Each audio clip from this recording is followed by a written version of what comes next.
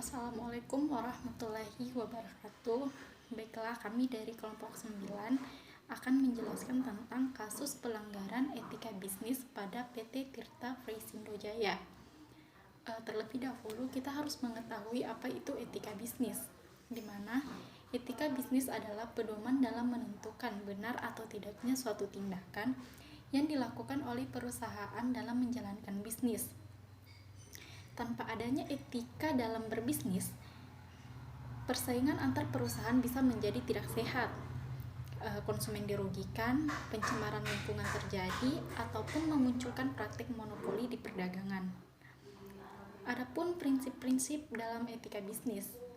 Prinsip dalam etika bisnis menurut Sonny Keraf yang dapat digunakan dalam proses pengambilan keputusan ada 5. Yang pertama yaitu prinsip kejujuran, yang kedua prinsip otonomi, yang ketiga prinsip keadilan, yang keempat prinsip saling menguntungkan, dan yang terakhir prinsip integritas moral. Itulah materi dari saya. Terima kasih. Oke, baik, saya akan melanjutkan materi. Yang berikut adalah masalah yang terjadi dalam etika bisnis. Menurut Fahmi 2013, permasalahan umum yang terjadi dalam etika bisnis yaitu yang pertama, pelanggaran etika bisnis dilakukan oleh pihak-pihak yang mengerti etika bisnis, di mana dilakukan dengan sengaja karena faktor ini mengajar keuntungan dan menghindari kewajiban-kewajiban yang selayaknya yang dipatuhi. Yang kedua, keputusan bisnis sering diambil dengan mengesampingkan norma-norma atau aturan-aturan yang berlaku, misalnya Undang-Undang Perlindungan Konsumen, di mana di sini keputusan bisnis sering mengedepankan materi atau mengejar target perolehan keuntungan jangka pendek semata.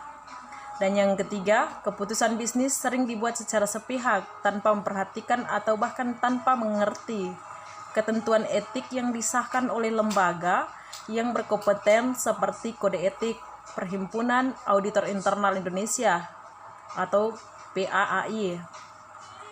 Dan yang terakhir yaitu kontrol dari pihak berwenang dalam menegakkan etika bisnis masih dianggap lemah, sehingga kondisi ini dimanfaatkan untuk mencapai keuntungan pribadi atau kelompok.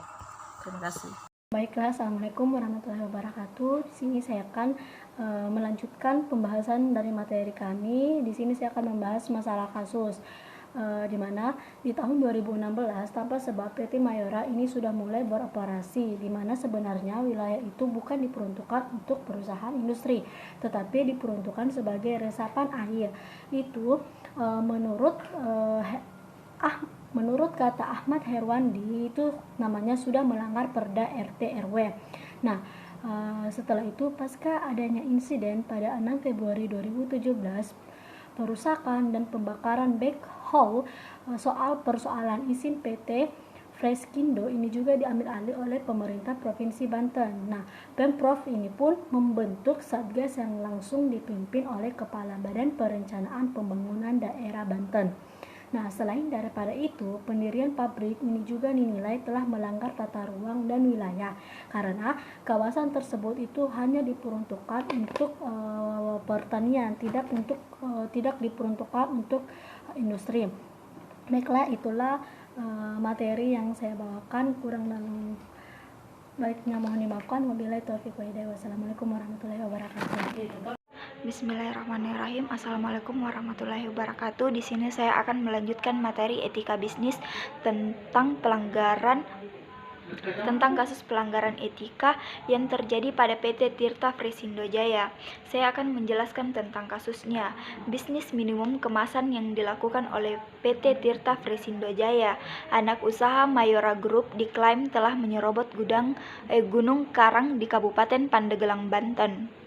Akibatnya, warga yang telah bertahun-tahun bergantung pada mata air dari kaki gunung itu mengalami kekeringan. Mereka pun mengadu ke kantor bupati. Sayangnya, aduan mereka hanya dianggap angin lalu, hingga berujung pada emosi warga dengan merusak gudang perusahaan. Seperti apa konflik di sana?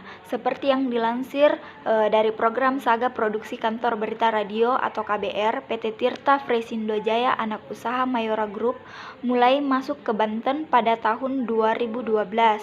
Pasalnya, di Desa Cadasari yang posisinya berada di perbatasan antara Kabupaten Pandeglang dan Serang, ada mata air yang masih jernih juga melimpah, yaitu mata air Gunung Karang.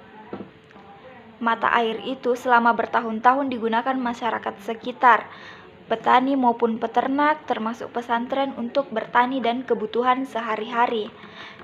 Namun, kehadiran perusahaan tersebut tak disadari warga setempat, sebab sepengetahuan mereka, PT Tirta Fresindo Jaya hanya berencana membangun gudang. Tapi setahun setelahnya, pada 9 Desember 2013, Kepala Dinas Tata Ruang, Kebersihan dan Pertamanan Kabupaten Pandeglang mengeluarkan SK nomor 600-548.B-SK DTKP-12-2013. SK tersebut berisi pemberian persetujuan site plan kepada perusahaan.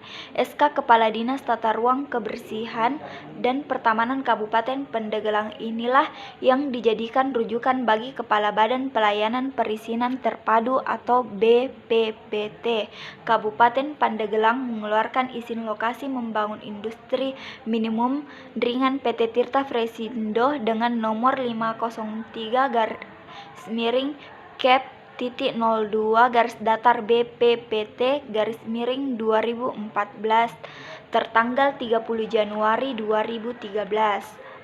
Dari situ, barulah warga tahu pabrik didirikan untuk pengelolaan air minum kemasan dan 8 mata air yang mengalir dari Gunung Karang ditimbun.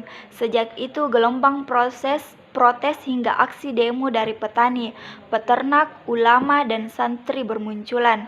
Alasannya, Kecamatan Cadasari dalam kawasan resapan air dan kawasan lahan pertanian pasang berkelanjutan atau LP2B.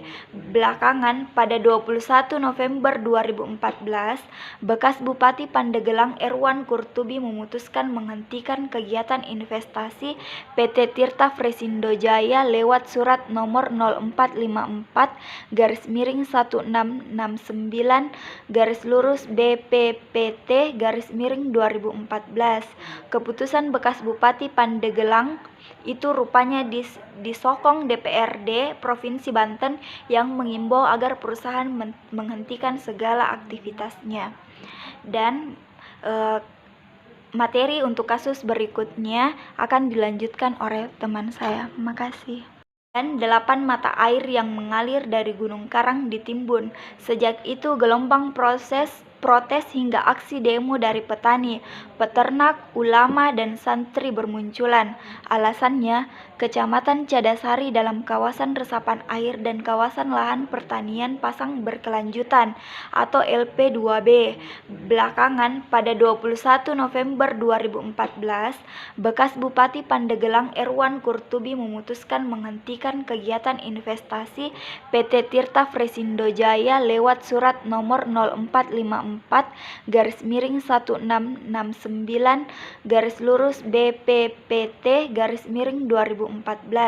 Keputusan bekas Bupati Pandeglang itu rupanya disokong DPRD Provinsi Banten yang mengimbau agar perusahaan menghentikan segala aktivitasnya. Dan materi untuk kasus berikutnya akan dilanjutkan oleh teman saya. Makasih.